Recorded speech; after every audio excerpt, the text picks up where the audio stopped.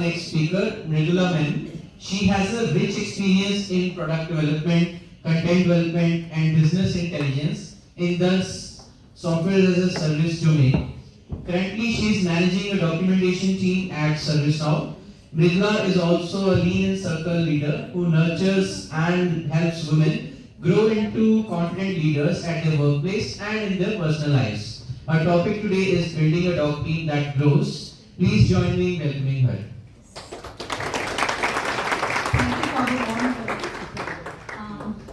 Can I have my slides?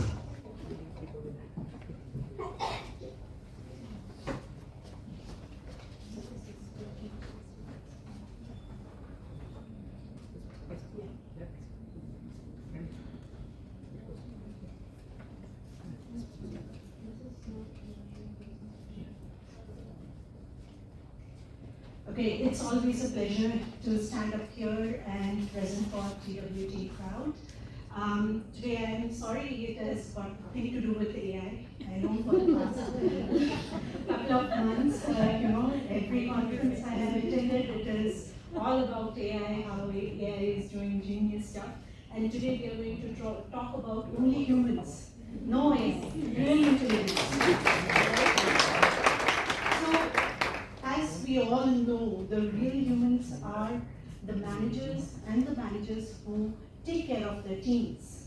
It's the humans who build teams, and it's the humans who are building AI also and contributing to the AI. So today my presentation is all about building teams that stick together and they grow together. So I just am self-proclaimed coolest Gen X. My daughter doesn't agree. She is a Gen Alpha, but you know how they are. So I was working with Grey Orange, but now, I got this wonderful opportunity to lead a team. I am the manager of documentation at ServiceNow. So that is where I got the idea for this particular topic. I wanted to present something related to AI, and Puneet said that, Mridula, you can do better. So I felt, why not talk about humans, right, with whom we interact. So I'm trying out a new format for the presentation where I want it to be very collaborative. So that's me in the center, and those are the people, all of you, who can interact, who can give me knowledge. I want to learn from you. And because this is about managers and team members, I'm sure the managers will have something to say, that writers would have something to say. So let's make it a very interactive session. So it was supposed to be, animated thing where I wanted you to tell me what do you mean by team. So maybe I'll just stand here. Yeah, according to you, what is a team? Do you think the team is like a group of individuals, a hive, or a tree? Anyone can just give me one answer because we are short of time. Yes, hive. Hive. Okay. So I just thought of this particular statement where a group of individuals come together to build a hive on a tree. So this tree is our organization, and how we build the hive, it contributes to the overall growth and nourishment of the organization. So that's how I see a team. And here I am trying to bust some myths that usually team members have about managers. And if any of you are Ayush Shraddha's fan, you must have seen her video on managers, that only when you become manager that you will know what it is to become manager. That is actually true. So now that I have become a manager, so I wanted to bust some myths. The first is managers are superheroes. Some believe that managers can do anything, whatever misery they have in their work life, manager has a solution for everything. While I don't deny that they have a role to play, but yes, we are also simple human beings in flesh and blood, and we have our own limitations, so we are not superheroes. The second myth is being kind and being nice. They are actually not synonyms. So let me just give you a very simple example, okay? I had a boss who would never smile. and everybody would fret, oh, wo to khadus hai. Those who don't know Hindi, khadus means very stubborn, okay, somebody who is very difficult to work with. So I said that I'm going to place a bet, I'm going to make this my boss laugh at some point of time. And the day I make him laugh, because you can never see him smile also. So once it so happened that I had an eye infection and he just called me, Mridula, we had a meeting today. How are you doing with the eye? I said that, you know what, I look like Irfan Khan right now. Because that's when. And immediately, like how you are laughing, he laughed and I, won the bet. What I'm trying to say is that any boss who is not as congenial, right, who is not as fun-loving, does not mean that they are not kind. So let us understand what is the difference between being kind and nice. Now when we as managers are trying to give a feedback, especially during a very sensitive time like appraisals or even weekly feedback, okay? I'm going to give you an example. Suppose I'm getting feedback from my boss and he says, oh Mridula, you did a wonderful job, but you could do better. Now that is being nice. He did not say anything, or he or she did not say anything that hurt me or made me feel bad. He's just being nice. But he is also being very diplomatic and very evasive because he has not given a focused feedback. Now let me give you another example. Now when I am talking to my boss, he is saying, Mridula, you have done exceptionally on point 1 and 2 where you have brought this value to the table.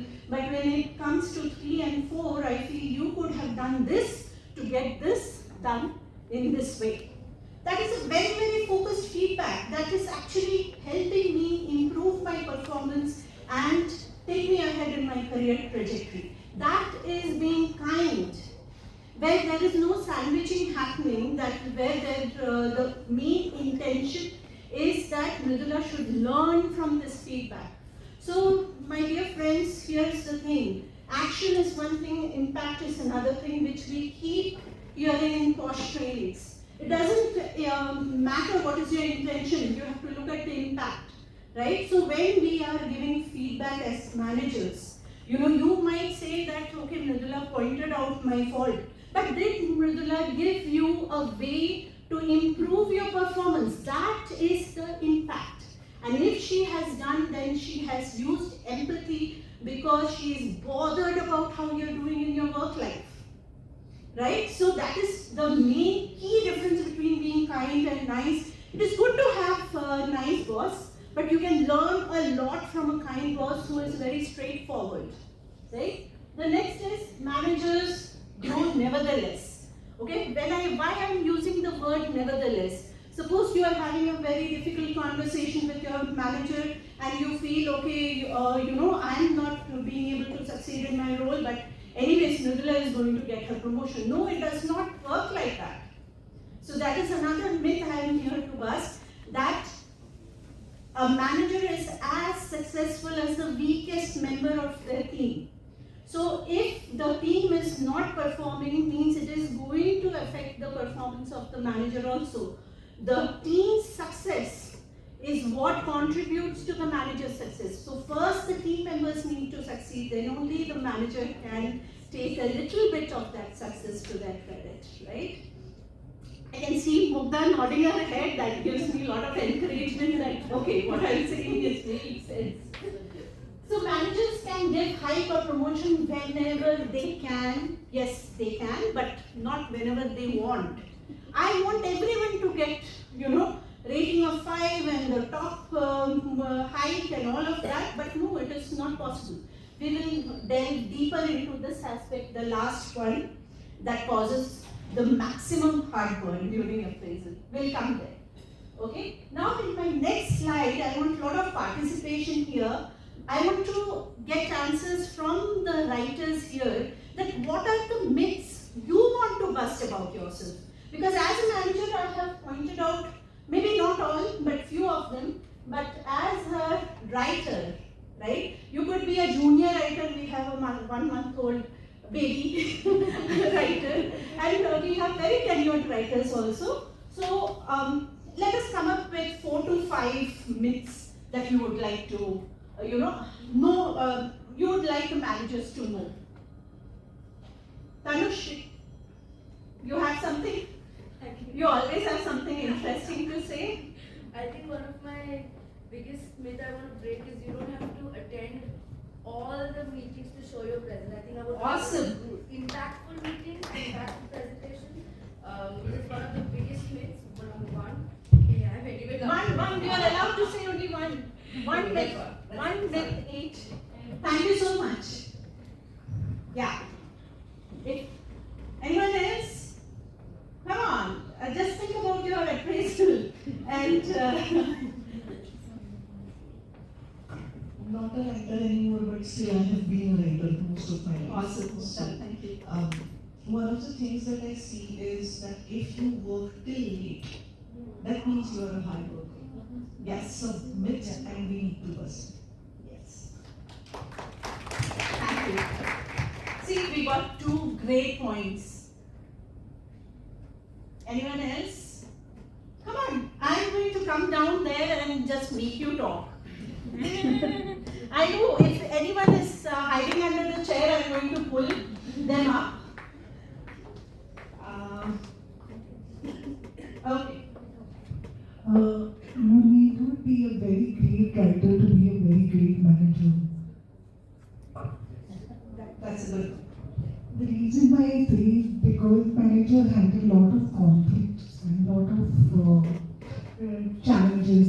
So to keep the team together, positivity and encouraging and motivation spirit, the great manager shows kindness and empathy at the time when they are down and when they cannot work. So that is what. Great point, Sangeeta. Yes. See. Good. Hi, I felt, yeah, so myself Shaktivek and I'm tech creator for past 15 years, currently in Newtonics. Most of my colleagues left. Okay, so, yes. And I see one myth is when Diman was talking, he was from the writer, he became a director. So he knows the pain of how writers think. See, if you want to talk to someone at the director level, even if you ping, no one will respond. So I feel sometimes, I felt this in Wipro, where It's a myth or a fact? it's a, so as a, if you go to higher levels, they see, why should I talk to the lower, Yeah, citing fact. yes, yes. As per your experience. But I want all of you to participate to help the managers here. We have 26 leaders here to understand that what we are misunderstanding about you. You want to say? Okay. Let's go with her and you will be the last. Yeah, hi, I'm Amin. I'm working for City Labs. I have close to 12 years of experience. One thing I have felt is that generally when you enter a team, you have a certain culture in the team, and people tell you, they feel good ideas, you make new friends, and you kind of understand this is going to be the environment. But I think we should not flow with that attitude, and we should try to make some difference where we are. So that's a thing that most people don't try, I feel. So that's a myth I want to bust. Thank you so much, Anna. I'm coming to you and we are going to be the last person. Yeah, see what Meanwhile, can I say something? Okay. Who is that? Hi, myself Gunjan. So my point is, we often think that you need to be in good books with manager or talk more with managers. Then only you get the limelight. Or Managers, you are listening, right? otherwise, you can get sidelined or overshadowed. So that could be a myth. That's a very, very honest point. Thank you. And Round of applause for her. Nidala, my statement was on kind of connected to what she's saying, that tech writers tend to go to managers for small problems which they can solve at their end, and they think that, oh, if I tell this to manager and take guidance, and on the other hand I think manager thoroughly solve it. So that is a myth which I think that tech writers should see, that for every small problem, you needn't go. Keep the manager in loop, but don't go running for solutions. Thank you, Pallavi. Oops, sorry. It's not moving to the next slide. No?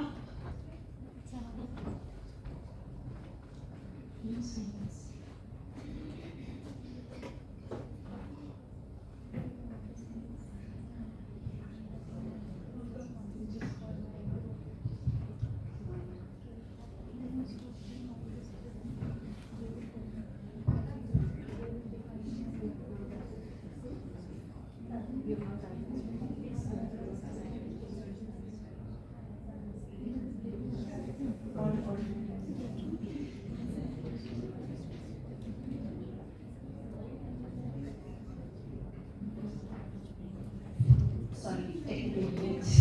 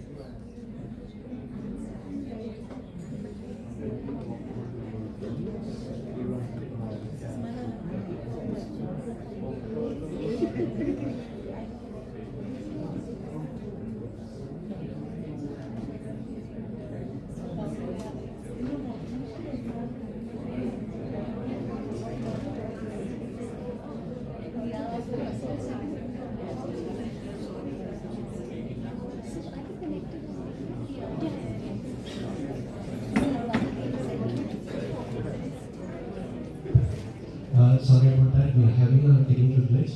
We'll just take a few minutes and we'll start it. In the meantime, if you have any questions, you can just ask the lab right now.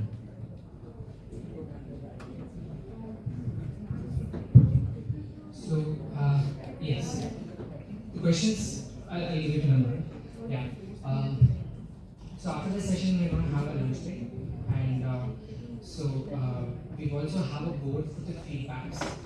Right? So requesting you to please provide the feedback during lunch break, and you can have the keynotes from the registration desk as well. Right? And then you can go in for lunch. Okay.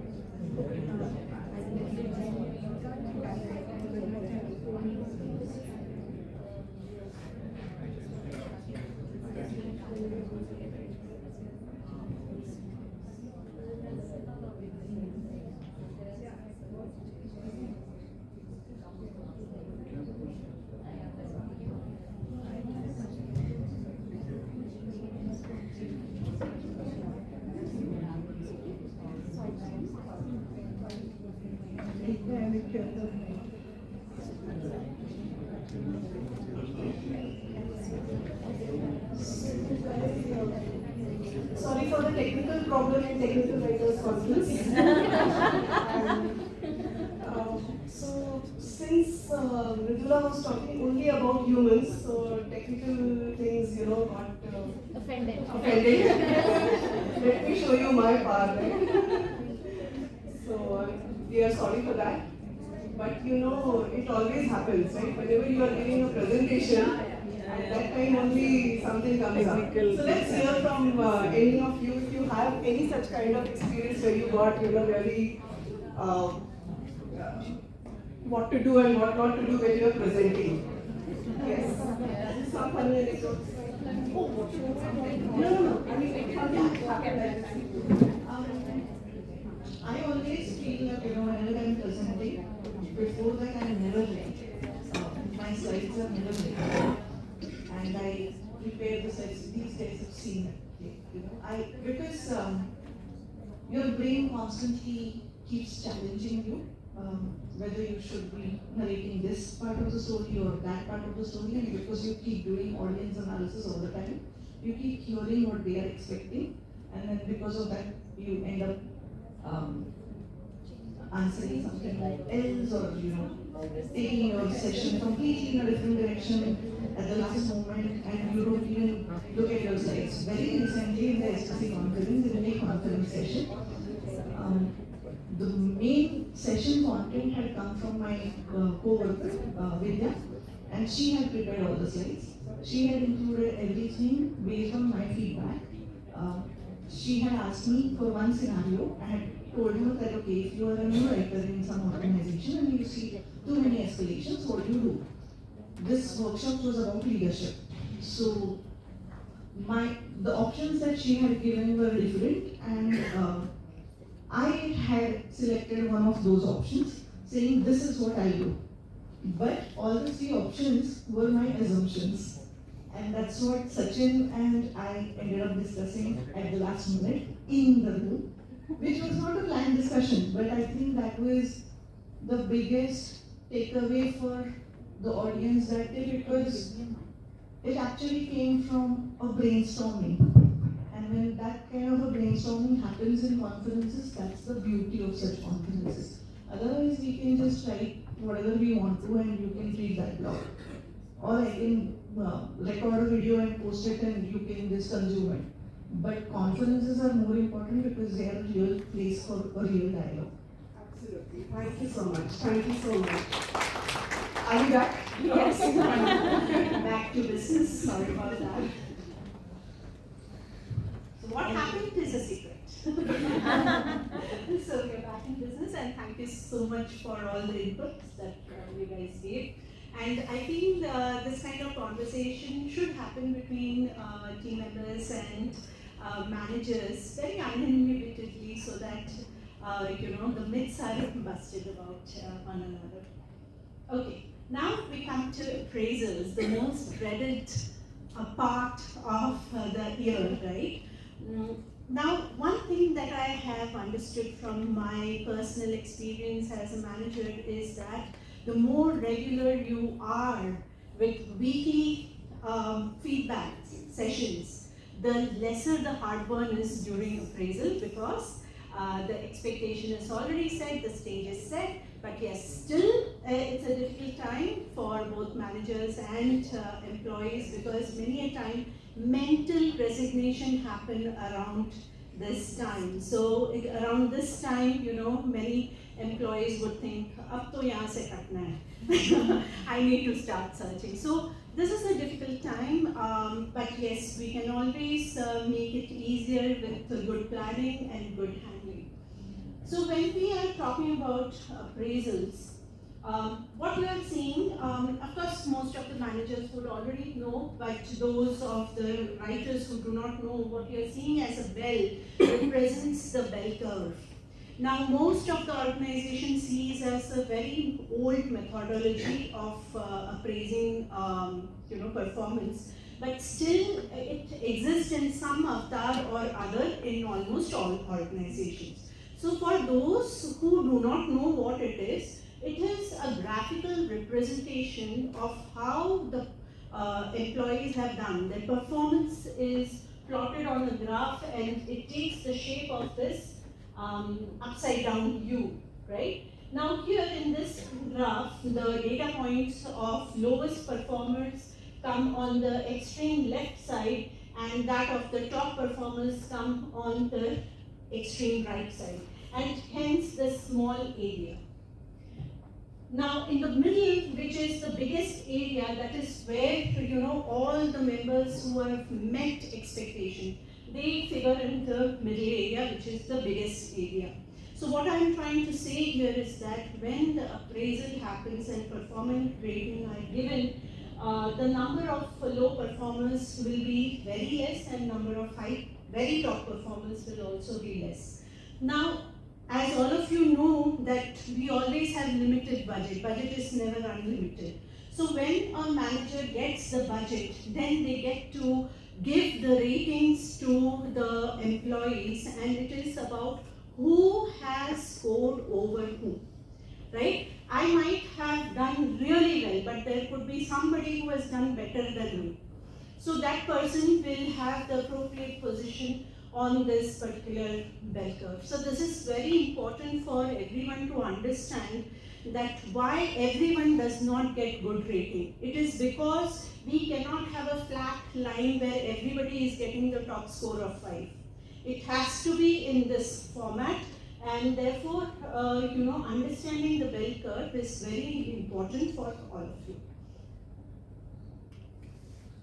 Then next is, I will just talk about a little bit about what Pallavi had touched upon, and even when I was giving my demo to the TWT team, somebody had mentioned that but Mridula managers always have a favorite, right? And we can, no matter what you do, they will always have a favorite. Now this is where, managers need to really understand what is a bias.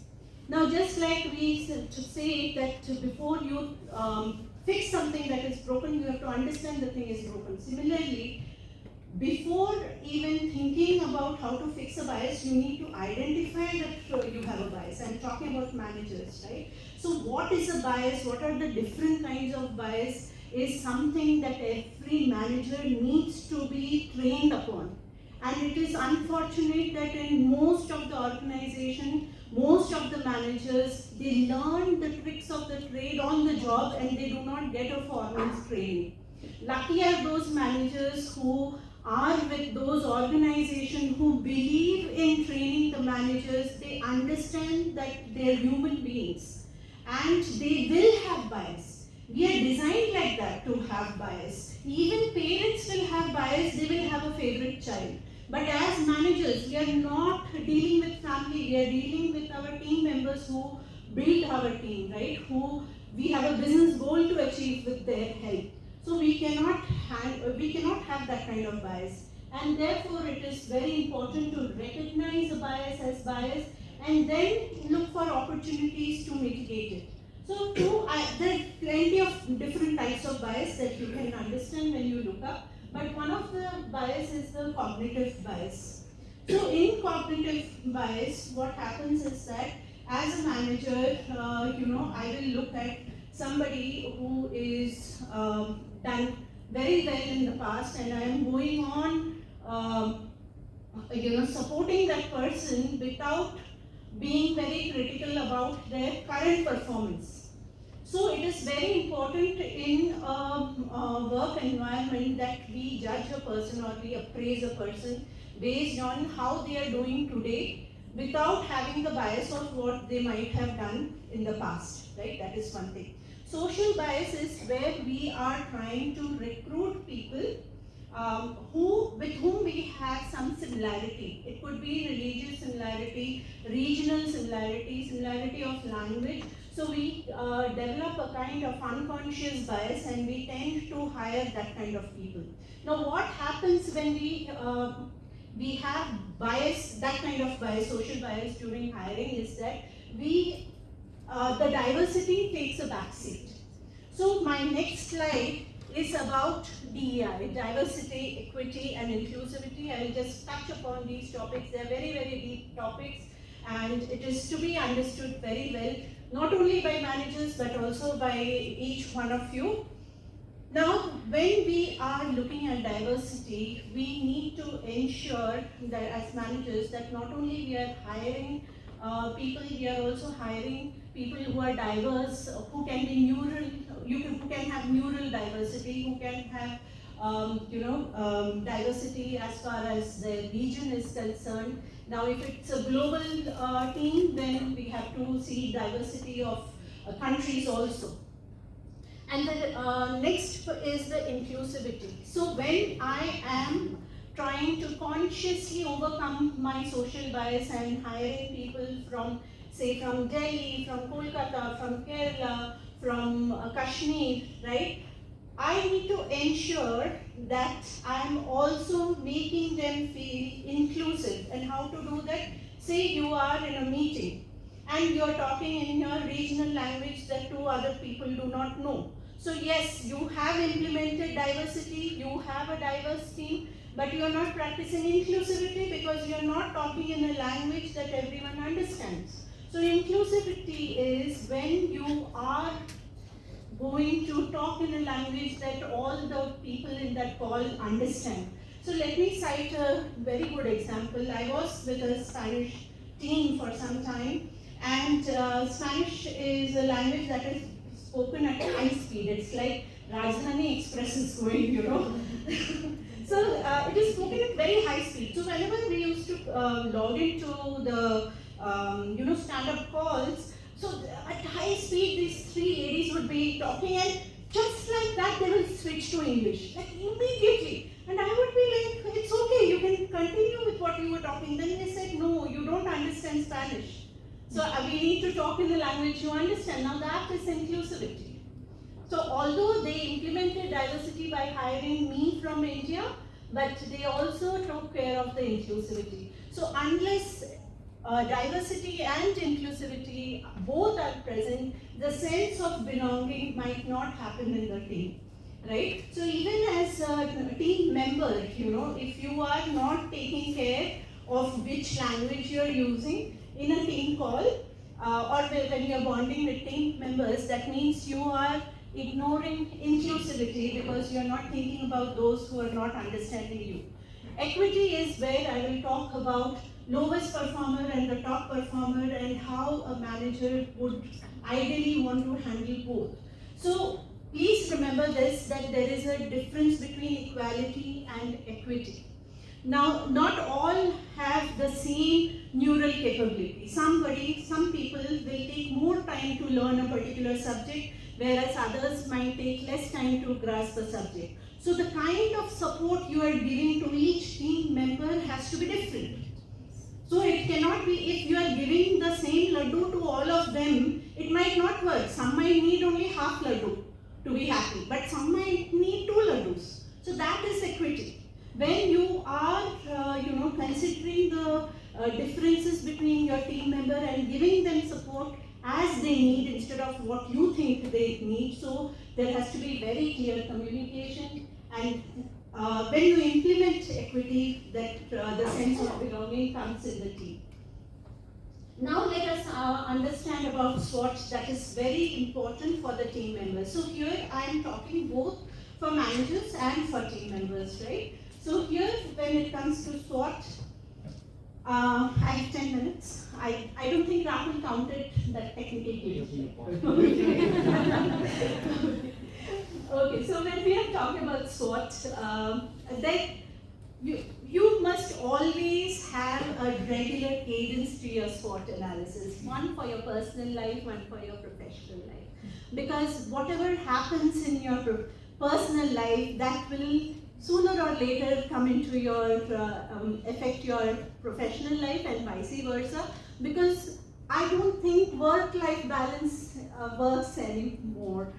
It is more about integration and harmony, right? So today itself I was listening to Adam Grant or Simon Sinek, I forgot, but they were also talking about this harmony that should be there. So I'm not going to talk about the personal SWOT analysis, I'm going to keep it to our professional work. Now strengths is very easy, and please remember when you are doing this SWOT analysis, you have to be very honest. I'll talk about that. So strength is kind of easy to identify. Weakness is where many of us beat ourselves up. Okay, so there you have to be honest that, for example, if somebody is introvert, most of the tech writers are innately introvert, even I am introvert. So that cannot be considered as a weakness. So something you cannot fix, something that is not in your hand, do not categorize it as a weakness in this professional SWOT analysis. Because of your introvertedness, say you are not being able to communicate with your stakeholders, that can be considered as a weakness. That communication, not feeling confident during communication, that can be your weakness. Remember, whatever you enlist as your weakness, be honest and list out those that you can work on. And just listing out them is not going to work. You have to put a timeline that yes, by next year I would have progressed. So next is threats. Now threats can come in various forms. It is very important to identify your threats. Sometimes because of your bias or preconceived notions, you may misinterpret the threats. But that's okay, it is important to write down. So another thing I want to share that I do is that I do a lot of journaling. So why do I do journaling is when we write down, we get more clarity about our thought. So a threat can come from a co-worker who is stealing your ideas. Threat can come from a stakeholder who is not behaving well with you. So threat can come in many forms. So you have to note it down and see what you can do about it. If it needs escalation or it needs something to be done at your end, you have to identify those. Now opportunities is a very important part of what we call as luck. So luck is opportunity plus hard work. So when you are identifying opportunity, it might not be there in front of you. For example, say when I was a writer, I was thinking, okay, being a manager is an opportunity. So I had to prepare myself. So the moment you identify an opportunity, you have to prepare yourself so that when it comes knocking at your door, you are equipped to accept it and work on it. Now the growth plan for all. The most important career decision is in choosing between functional or managerial growth. If you are confused between these two, then maybe your career path will also keep changing, okay? It is okay to be confused, but it is also important to come to a conclusion that you want to grow as a, in the functional growth, that is become from writer to a senior tech writer and then staff tech writer, senior staff tech writer, or you want to become a team leader and then manager, senior manager, that is your managerial growth. Now the first most important thing that somebody had mentioned in the presentation, invest your time as well as a small portion of income. Right? When we are talking about small portion of income, never be fixated on an amount. Always keep it as a percentage. Because when somebody is earning 50,000 a month, they cannot invest in 10,000 worth of training. Maybe a 500 worth of Udemy course might be good. Share it with others in a forum of your choice. So whatever you learn, you share, you become more proficient in your knowledge and contribute to open source projects. You have ChatGPT, again AI has come in, so you have all the great AI tools you can understand and find out which open source projects are there. Initiatives, if I am telling, like when I ask my team members that you need to come up with your own initiative, they ask me, Mridula, kya kare to fir ye kar le, wo kar le. Then I said, if I give you it as a task. So you have to identify some gaps that is happening and substantiate it with a business case. I think Sriparna mentioned about process, and if you are initiating new process, so it is a great thing you have identified it, but substantiate it with a business case. So as a writer, you guys also need to understand how to write a very good business case, right? Now, the last and the most important is the KPIs and KRAs. Please remember that KRAs are at organizations level. You have to talk to your manager and understand what is the KRA and what your KPIs are. How you interpret your KPI is very important. It has to align with the definition of your manager. What you are seeing as 6, at times for your manager it is a 9. And similarly, what your manager is seeing as the number 9 is a 6 for you, because you are at the opposite sides of the table. So it is up to you to bring the manager to your side of things and make the manager understand your perspective and vice versa. This contributes to very clear communication. So when we are talking about KRAs and KPIs, it is very, very important that the perspectives are well understood. So that brings me to the end of this presentation. Let us quickly summarize that managers have limitation and the growth is dependent on yours. Develop hive mentality and be engaged with the tree and other branches. Conduct SWOT analysis for both personal and professional growth. Invest time in clear communication and a good set of drums. I know many think that my work should speak for myself, but at times, I'm of the group who thinks that we need to beat our own drums, because believe me, in a startup environment, it helped my team a lot because I could beat their drums. So when you have a set of drums, it is not for yourself. You can beat someone else's drums, right? And let your work speak for yourself, but maybe your drums can do the work for others. So that brings me to the end of this presentation. You can go ahead with your questions. Thank you, Murali. Now the floor is open for Q&A. All are hungry, so no questions. Is it?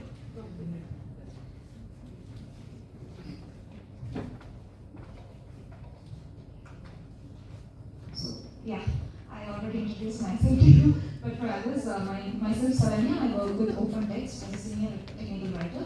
So I have a question related to appraisal. So when you say the appraisal depends on, for manager depends on us, so whenever we have a discussion with our manager, they also say it depends on the company's performance. So how do you say that? The budget is always dependent on company's performance. So the kind of budget a manager gets to dispose to their team, right? Who gets how much high, that depends on the company's performance, because that's when it gets decided which manager gets how much budget to dispose to the team. But what I was saying is that as far as performance ratings are concerned, it depends. A manager's performance will have at least one parameter or more than one parameter that is dependent on the team members' performance. So yes, I agree, but also to add to it, so back then, like 4-5 years ago, the next companies where I was working, so it is a different case, like COVID and all, it is a different case. If still the company performs good, so it doesn't give, it's just a number, 0 number. They don't give and they skip that year. So they don't collect also. Whatever we work for that particular year, so they don't collect also. How do you see this? So we should wait till we get the next promotion or next hike, being there for another year or 2. So we should just look for our growth and we should take a chance. So this is one thing that was there in my mind for so long time. Yes, I agree, like we take for decisions based on the growth that we want to. But is it a right decision at that moment to think only this and take a job? See, when it comes to changing career or even changing an organization, you need to give a cup of coffee to your heart and ask it to go and take a stroll and come and take the decision using only your brain, okay? So you have to sit with a pen and paper and do a very a very calculated approach, pros and cons of staying with the same company, or you have to move. So unless until you write it down, you yourself will not get the clarity, like whether you should move out or you stick with the company, give it some more time to improve on the performance and see what you would like to do because you might have already given a lot to the team, right? In the the development of the product and all of that. So yeah, that would be my opinion. And see, this is a disclaimer. I forgot. I told some of you I will give the disclaimer in the beginning itself. So whatever I showed here or presented is my opinion. Okay. In no way it represents my employers. So even now when I'm telling you this, it is like as a people manager, what I feel about your situation. That is what I'm telling you. Okay. But it has to be a very thought decision. It cannot be like something you are doing out of some kind of emotional response. Yeah, I agree. And so how do you see, like, for the startup and established company, so this is following up that. So here, numbers should speak, they say, right? Whatever that work that you do. Yes, I agree to the quality, everything. The customer out there, of course, they use, and we are producing our documents and they're using, and there's nothing special kind of it. And internal, whatever happens, happens. That is different story. So, if in case, so nothing, everything is working out and our product is out there. What is your question, Saranya? So my question is now, for startup and established, even though if I don't get anything for that particular year and everything is working out, the company is generating money or not, that let's keep that. So if a startup company or established company, even I don't get anything, but my customers are using my product, still I should stick to it or not? So this was my That is your personal choice. I'm sorry. So any opinion that you have, Not on this stage. so because you said you should take a calculative decisions, right? We can talk about this. Okay, thank you. She has a question.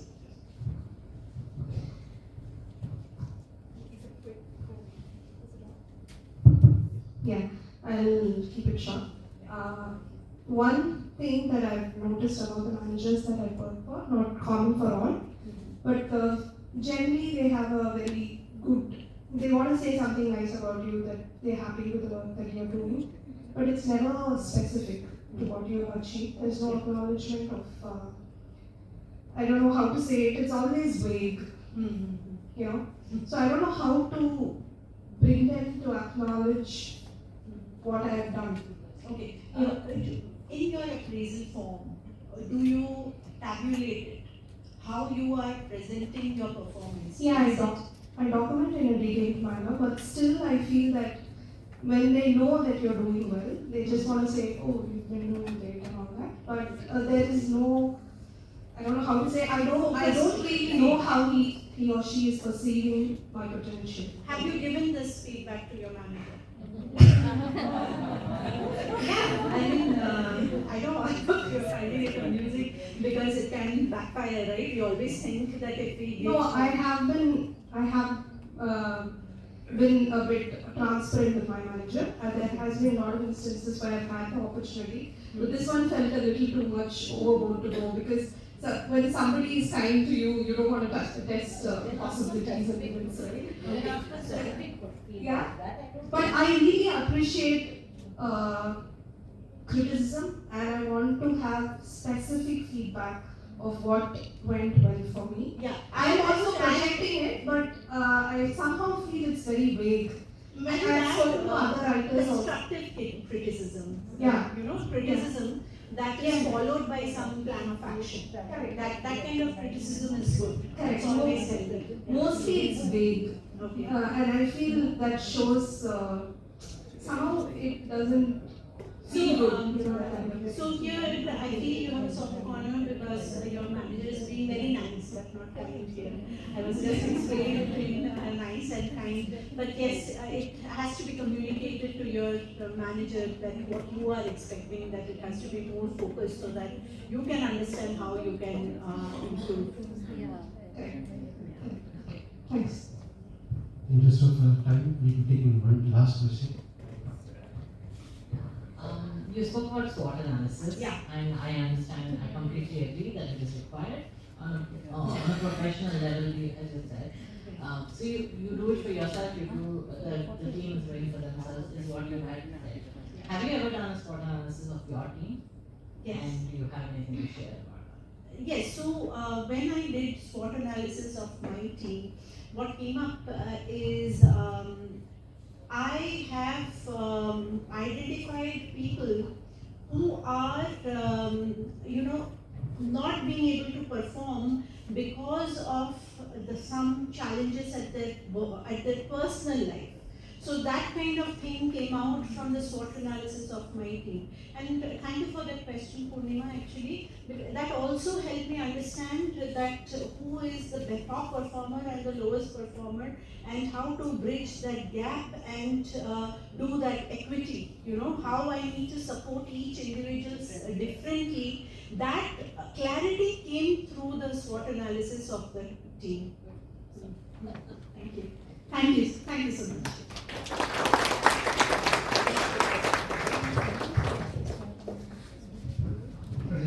Mridula, we request you to please answer. Thank you, Mridula, for this